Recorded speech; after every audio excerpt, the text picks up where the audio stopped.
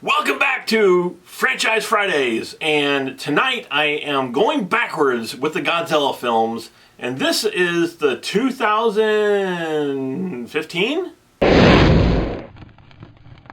But yeah, this was the Godzilla film that I thought was going to be the Godzilla film to save Godzilla films. When I saw the trailer for this, and they had the red smoke of these guys parachuting down, and they parachute down over Godzilla, and they showed him for the first time, I was like, oh, this is it! This is it! This is the best Godzilla movie ever made! I was so excited about it. And then I went to go see the movie. And then I haven't seen the movie since it actually first came out. So they just re-released these, or they re-released this one anyway.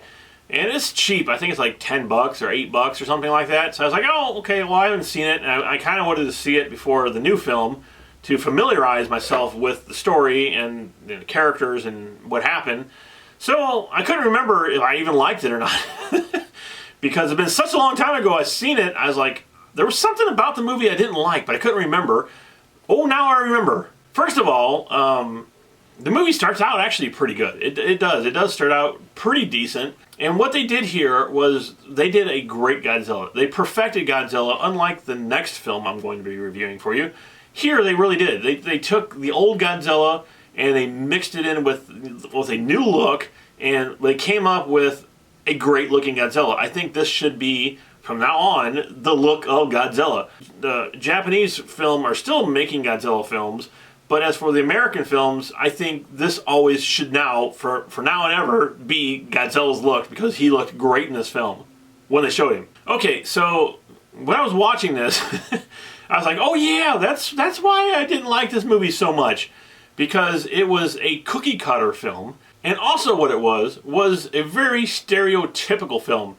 They took very just stereotypical people, and they put them in this film, and they weren't interesting whatsoever because it was just too much stereotypical characters. For example, the main guy was in the military, and he was a bomb expert, of course, because Godzilla is coming and they had to have a bomb to blow up Godzilla, and he happened to be a bomb expert, so that's why he was in a movie, who happened to be married to a nurse. And of course, because Godzilla is going to destroy buildings, so you have to have a nurse character in there to help people, you know, when they start getting hurt, you know, because, of course, and of course, on top of all that, they had to have a little kid. Little kid, of course, because, you know, military, nurse, little kid, you couldn't get any more stereotypical than that. So you have another monster in here they sort of introduced, and like I said, I really kind of like the beginning of it, up to the point where the monster wakes up and starts going out and doing damage. But Bryan Cranston was in the beginning of this film from Breaking Bad, and he was great in the film. He really was. He was a really good character, and he's like the best character in the whole movie. And his son was the one that was in the military. So they end up finding this creature in the ice, and the creature breaks out of the ice and goes and creates havoc. And when he does, Godzilla wakes up, and, you know, he's going after the other creature, because that's what Godzilla does. And of course, everybody in the movie, except for the one sane guy, is like, okay, let him fight the guy. I mean, that's why Godzilla's here. He woke up because he's our protector. He's going to protect us from the planet and kill off this other creature. But everybody's like, no, let's nuke him. Let's nuke him from the side. Let's nuke him from the world. Let's kill them all. And I believe there is a scene in this film where the military guy, I can't remember, but it's so, like I said, it's so stereotypical. He's like, tell my wife, tell my kids I love them. Something like that, you know. It's one of those films. You know, and they weren't very good actors. The military guy, especially the nurse. I thought the nurse was terrible. Both of them are really not great actors. The one thing that bothered me above everything else in this film, besides the plot and the story, and the effects were good. The effects, like I said, Godzilla looked awesome. And the other monster, he was a new monster they created for the movie. At first I didn't like him. The first time I saw it, I was like, well, why didn't they just use a classic monster? Which they did in the new film. But they came up with their own little creature, and it actually wasn't that bad. He was pretty cool. I liked the look of him in this film anyway. We're seeing it a second time, I mean. The thing is, they don't ever show them. That is the problem. It's like they show Godzilla's, his back, his ridges on his back floating through the water, like some sort of shark. And that's about as much as Godzilla we get to see in the film. And the other monster, they do show him, I think, more than they show Godzilla. But the fact is, there's a scene in the movie where the guy's like, let them fight. And I'm like, yes, yes, let them fight. Let us see Godzilla fight. Let's see the battle here. Let's see the monsters fight, because that's why I came to see a movie, is to see the big kaijus fighting each other, to see monsters fighting each other. Let's see it. We don't get to see it. We don't get to see any of it because it's stupid. And what I mean by that is there's a scene in the movie where the guy's like, let them fight. And there's Godzilla on one side and the other monster on the other side, and they come together, and these people are going into like a tunnel or something, and they clash, and the doors start closing, and you're like, wait, don't close the doors. They're about to fight. What?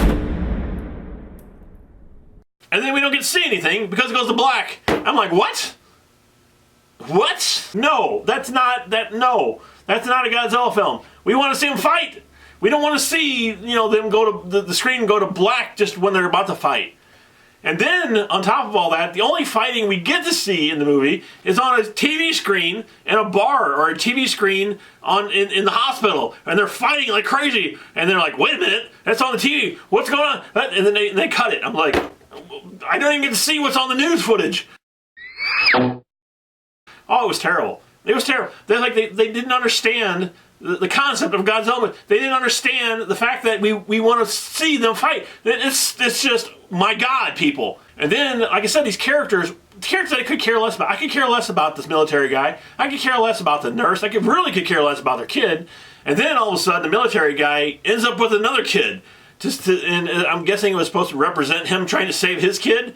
And that was stupid. I mean, that whole scene was just stupid. It was not necessary. Not to mention, the whole ending of the film, there's two creatures that we find out, there's two of them that Godzilla is fighting now.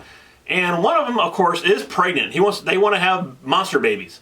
So then you're supposed to feel sympathetic towards the monsters that Godzilla is supposed to be fighting, that's killing all these people, and he's trying to defend us. Now you're like, oh, monster babies, don't kill the monster babies, Godzilla.